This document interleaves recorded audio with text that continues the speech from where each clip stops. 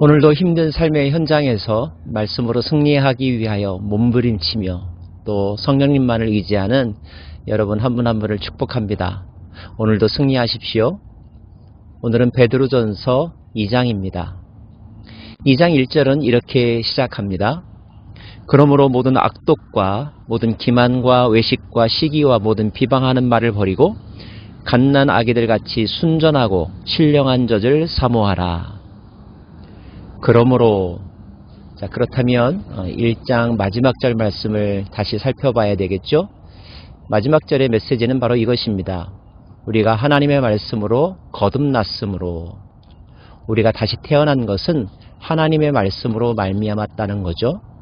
자, 그렇다면 새롭게 태어난 아기가 해야 될 것은 무엇일까요? 건강하게 자라는 것이겠죠. 그렇습니다. 신령한 젖을 사모하는 것, 하나님의 말씀을 사모하라는 것입니다. 매일매일 받아 먹으라는 거예요. 말과 말씀이 있습니다. 말을 버리고 말씀을 들어야 합니다. 말을 하지 말고 말씀을 하는 인생이 되어야 합니다. 신령한 젖을 사모하고 날마다 먹게 될 때에 우리는 성장하게 될 것이고 온전케 될 것입니다. 그 말씀이 육신이 되어 이 땅 가운데 거하신 분이 바로 예수님이시죠. 예수님은 워킹 바이블, 그 자체가 말씀이셨습니다. 자, 그 말씀대로 살아가게 될 때에 우리는 어떻게 되어가는가? 5절 말씀, 너희도 산돌같이 신령한 집으로 세워지고 예수 그리스도로 말미암아 하나님이 기쁘시게 받을 신령한 제사를 드릴 거룩한 제사장이 될지라. 우리는 신령한 집이 되어 간다는 것입니다. 거룩한 제사장이 되어 간다는 것입니다. 신령한 집이란 곧 하나님이 거하시는 처소가 된다는 뜻이겠죠. 거룩한 제사장이란 하나님과 이 세상을 이어주는 다리가 되는 삶을 산다는 것입니다. 중보자의 삶을 살아간다는 것이죠. 그러한 삶을 먼저 보여주신 분이 누구십니까? 바로 예수님입니다. 그리고 베드로전서 2장은 유명한 말씀을 우리들에게 소개해주고 있죠. 9절과 10절입니다. 그러나 너희는 택하신 족속이요 왕같은 제사장들이요 거룩한 나라요 그의 소유가 된 백성이니 이는 너희를 어두운 가운데서 불러내어 그의 기이한 빛에 들어가게 하신 이의 아름다운 덕을 선포하게 하려 하심이라. 우리를 말씀으로 거듭나게 하신 것, 거듭나게 하사 우리를 왕같은 제사장 그리고 택하신 족속으로 삼으신 것은 우리의 삶을 통하여, 우리의 거듭난 존재 그 자체를 통하여 하나님의 영광을 드러내게 하려 함이라. 창조주 하나님께서 이 세상을 창조하신 목적, 그 목적을 비로소 이루게 된다는 뜻입니다. 우리 모두는 분명한 목적을 가지고 살아가는 인생들입니다. 우리는 나 자신만을 위하여 사는 것이 아니라 하나님을 위하여, 하나님의 영광을 위하여, 하나님을 찬양하기 위하여, 하나님의 성품을 드러내기 위하여 살아가는 것이죠. 그렇게 살아가게 될 때에 우리 자신의 이 땅에서의 삶도 풍요로워지고 건강해지며 온전해지며 또 행복해진다는 것, 하나님을 목적으로 사는 인생에게 주신 하나님의 선물이라는 사실을 꼭 기억하시기를 바랍니다.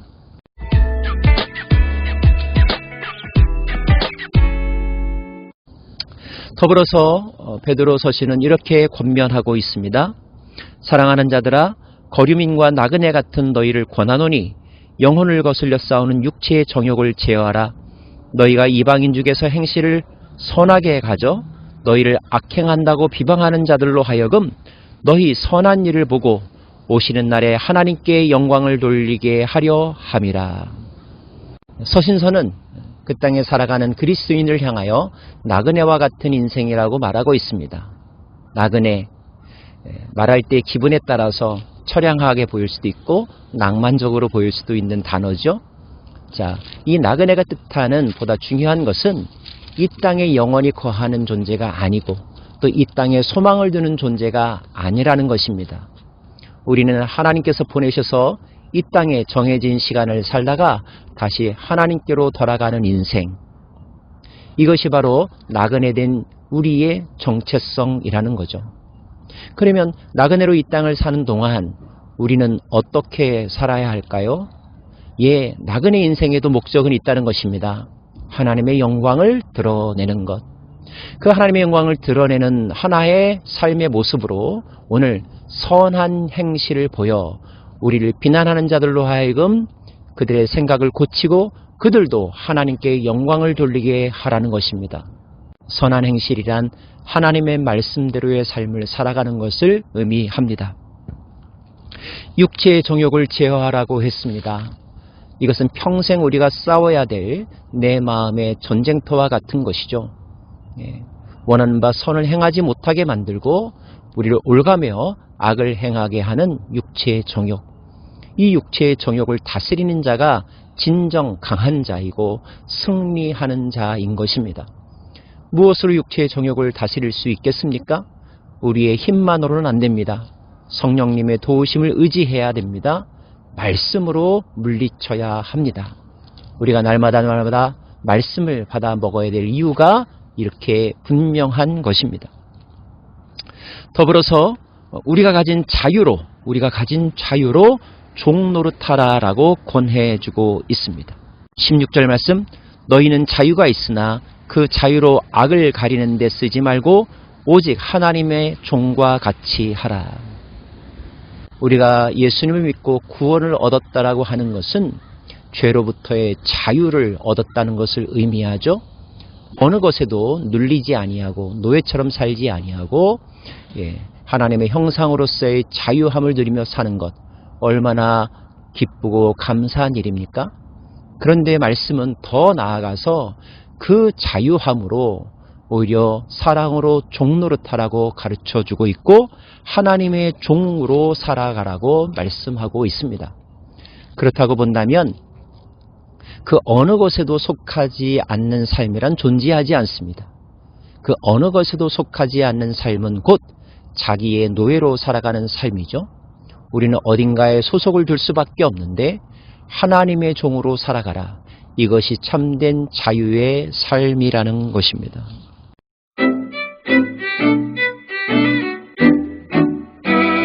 더불어서 참된 자유의 삶을 살았던 예수님의 삶을 우리들에게 소개해 주면서 너희도 그와 같이 살라고 권면하고 있는데요.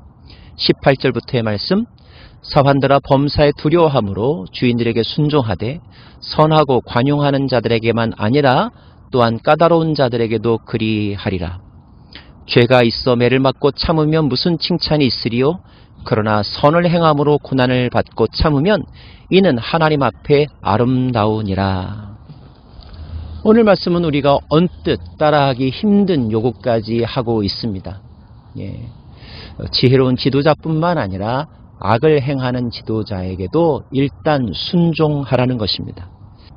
그러면서 권면하기를 선을 행함으로 고난을 받고 참으면 이는 하나님 앞에 아름다우니라. 이 말씀이 좋은 말씀인지는 알겠지만 현대인들은 감당하기 쉽지 않은 말씀이기도 합니다. 어떻게 악한 지도자에게 순종할 수 있겠는가? 손해만 보라는 말인가? 그런데 우리가 믿는 예수님이 바로 그러한 삶을 사셨다는 것을 성경은 확인시켜주고 있습니다. 그는 죄를 범하지 아니하시고 그 입에 거짓도 없으시며 욕을 당하시되 맞대어 욕하지 아니하시고 고난을 당하시되 위협하지 아니하시고 오직 공의로 심판하시는 이에게 부탁하시며 친히 나무에 달려 그 몸으로 우리의 죄를 담당하셨으니. 억울하고 힘들고 답답했지만 그러나 공의로 심판하신 하나님께 맡기고 친히 그 죄를 담당하셨던 예수 그리스도. 그 예수 그리스도로 말미암아 우리가 자유함을 얻었고 새 생명과 새 출발의 기회를 얻었습니다. 그렇다면 우리도 그분의 삶을 따라 살아야 마땅하지 않겠느냐 하는 것입니다. 갈수록 인내하는 자, 참는 자, 그리고 속으로 사귀는 자들이 줄어들고 있고 느끼는 대로 생각나는 대로 주장하고 싸우고 또 쟁취하려고 하는 것이 이 시대의 트렌드인 것 같습니다. 그런 관점에서 보면 예수님의 길은 참으로 답답하고 바보스러운 길로 보입니다. 그럼에도 불구하고 우리가 인정할 수밖에 없는 것은 그 바보 같은 삶의 길이 궁극적으로 승리하는 길이었고, 교만한 자, 강한 자, 가진 자들을 부끄럽게 만드는 길이었다는 것, 그리고 수많은 사람들을 살리는 길이었다는 것, 이것이 예수님의 방정식이었다는 것을 우리는 깨닫게 됩니다. 사랑하는 여러분, 이 세상에 참으로 똑똑한 사람이 많고 강해지려고 하는 사람이 많습니다. 권리를 다 찾아먹으려고 하는 사람들도 많습니다. 그런데 그것이 다 선은 아닌 것을, 그것이 모두 하나님의 법칙에 맞는 것은 아니라고 오늘 말씀은 가르쳐주고 있는데, 이 가르침이 여러분의 마음 가운데 어떻게 들리는지요?